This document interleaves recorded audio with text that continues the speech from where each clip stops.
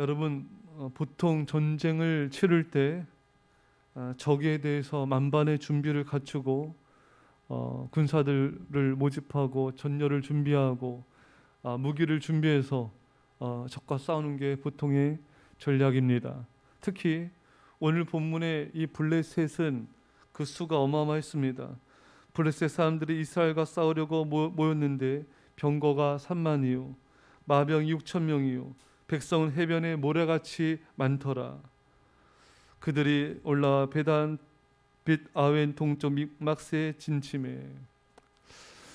블레셋의 숫자는 모래알 같이 많았습니다. 특히 이렇게 많은 적과 싸울 때는 더 많은 준비를 하고 더 많은 계획을 작전을 짜가지고 적과 싸우는 것이 보편적인 방식입니다. 자, 그런데 사울 왕도 이 블레셋과 이제 싸우려고 준비를 나름 하고 맞섰지만 백성들이 두려워서 다 흩어져 버렸습니다. 이런 상황에서 사울 왕이 백성들을 모으고자 전열을 세우고자 준비한 건 당연한 이치인 것입니다. 그러나 하나님은 사울 왕에게 말씀하셨죠. 사무엘 선지자를 통하여 기다려라. 사무엘 선지자가 올 때까지 기다려라.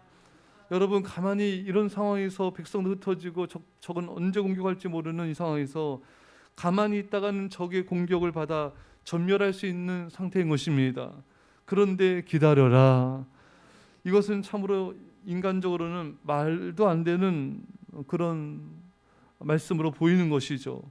그렇게 기다리고만 있다가는 자살 행위와 같은 방법을 취한 것과 똑같은 것입니다. 근데 여러분, 참 하나님의 방법은 참 이런 거죠.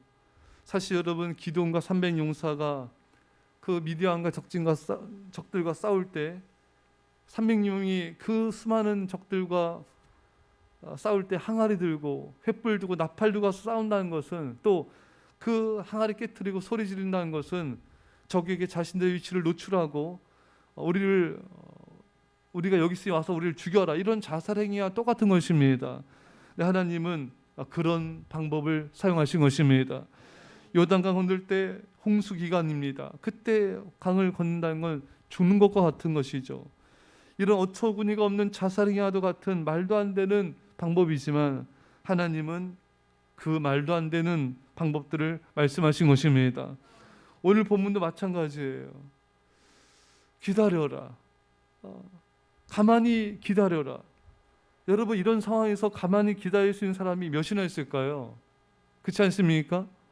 적들이 오면 이제 전멸인데, 이제 백성들도 죽고 자신도 죽고 다 죽게 되는데, 이런 죽을 것 같은 상황에서 기다려라.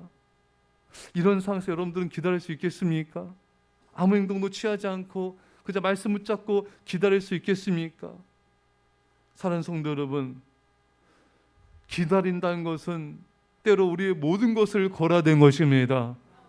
상황이 안 좋아지고 나빠지고 힘들어지고 죽을 것만 같은 그 압박감을 견뎌야 돼요. 그게 바로 믿음인 것입니다. 그게 바로 하나님을 신뢰하는 것입니다. 하나님의 말씀을 신뢰하지 않는 사람, 이런 사람은 이런 상황에 처하게 되면은 당연히 인간적인 액션을 취합니다. 살려면 어떡할 수 없어. 당연히 이 상황에서 준비를 해야지, 움직여야지, 행동해야지, 준비해서 싸워야지. 이게 당연한 것이지. 많은 사람들은 이런 생각을 갖습니다. 먹고 살려면 돈 벌어야지, 먹고 살려면 무슨 일을 해야지. 그러나 하나님은 그거 행동 멈추고 먼저 하나님 나라 의를 구하라, 그 다음에 준비하라, 그 다음에 네 일을 하라 말씀하신 거예요. 그러나 사람들은 그렇게 하지 않죠. 이런 상황에서는 당연한 거지, 당연히 내가 행동을 취해야지. 사랑하는 여러분, 어제 우리가 말씀 나눴습니다. 사울 왕은 두려웠어요.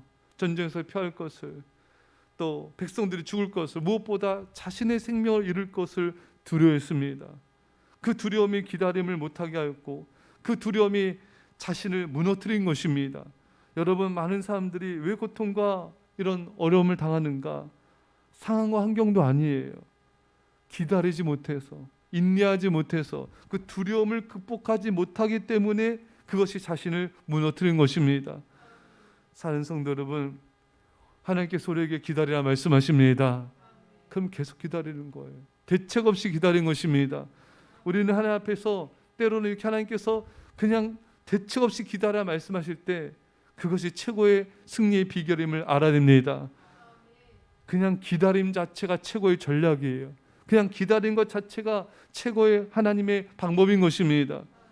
기다려도 상황과 환경이 안 좋아지고 나빠지고 죽을 것 같고 괴롭고 눈물 나고 답답해도 하나님이 대책 없이 기다려 말씀하셨으면 기다리면 됩니다.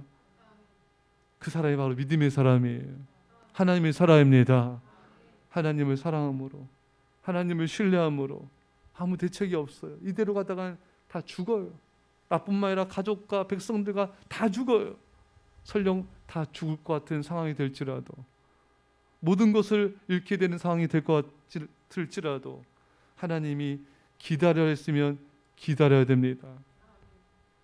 하나님의 뜻을 붙잡으면 그 사람은 승리하게 될 것이에요.